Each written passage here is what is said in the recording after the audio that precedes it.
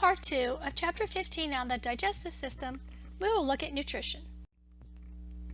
Below you'll find some video links to some interesting videos to help supplement this PowerPoint recording. Nutrients required in large amounts are called macronutrients. These include carbohydrates, which are sugars and starches, lipids, which are fats and oils, and proteins. The energy value is expressed in calories. In a chemical sense, it's kilocalories.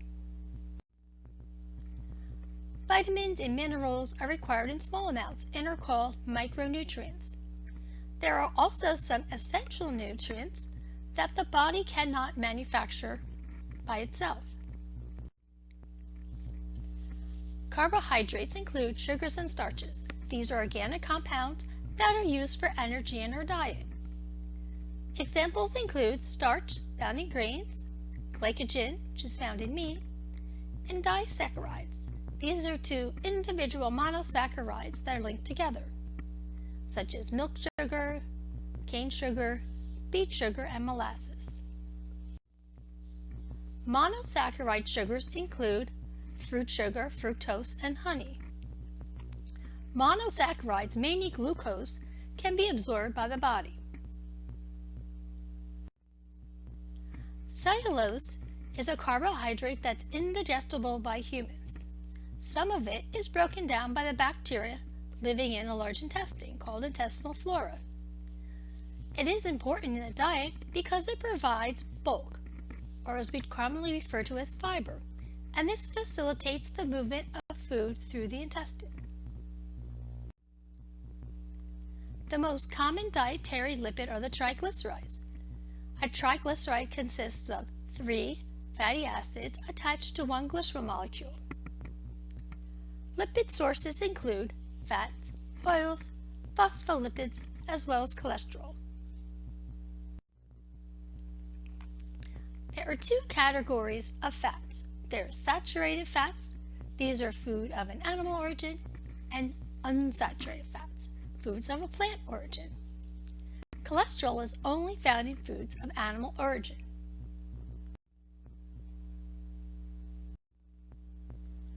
Proteins consist of polymers of amino acid, which means many amino acids linked together.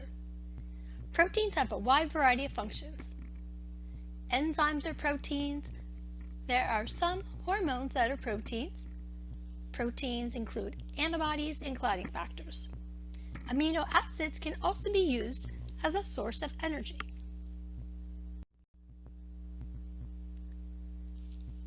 There are 8 essential amino acids. These are amino acids that cannot be synthesized by human cells and must be provided in the diet. There are 2 additional amino acids that are essential in growing children. Vitamins are organic compounds required in small amounts in order to facilitate normal metabolic functions. These cannot be produced by our cells in adequate quantity. They can be divided into 2 categories: fat-soluble vitamins, A, D, E, and K, and examples of water-soluble vitamins would be the B vitamins and vitamin C.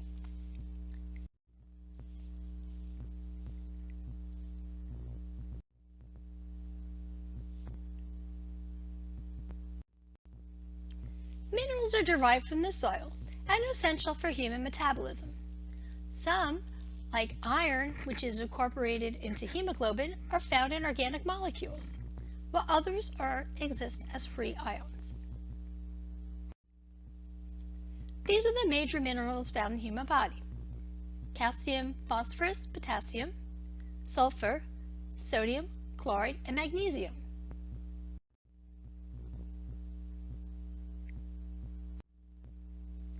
There are also some trace elements. These are elements that are only needed in a very minute amount and make up less than 0.005% of the adult human body. These include iron, manganese, copper, iodine, cobalt, zinc, fluoride, selenium, and chromium.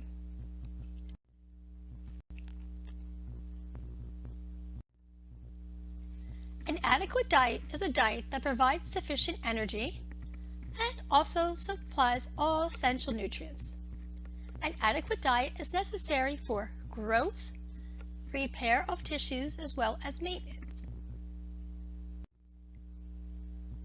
The Choose My Plate is a distribution of the different types of foods that should be incorporated into your daily diet. Malnutrition. Malnutrition means poor nutrition, and it can be a result of lack of essential nutrients or a person's inability to properly utilize these nutrients. Malnutrition may result from undernutrition, you don't have enough food to eat, or even overnutrition, where someone is eating enough calories but are not consuming enough essential nutrients. Junk food diet. Let's look at our Greek and Latin word parts a little differently. Gastro, the word root for stomach, can be used in gastric gland. This is part of the stomach that secretes gastric juice. Hepato, the word root for liver, can be found in hepatic duct. These are ducts that carry bile from the liver to the bile duct. Lingual for tongue, such as lingual tonsils, this is the mass of lymphatic tissues at the root of the tongue. Peri for round, peristalsis, the ring-like contractions that move material through the alimentary canal. This concludes Chapter 15.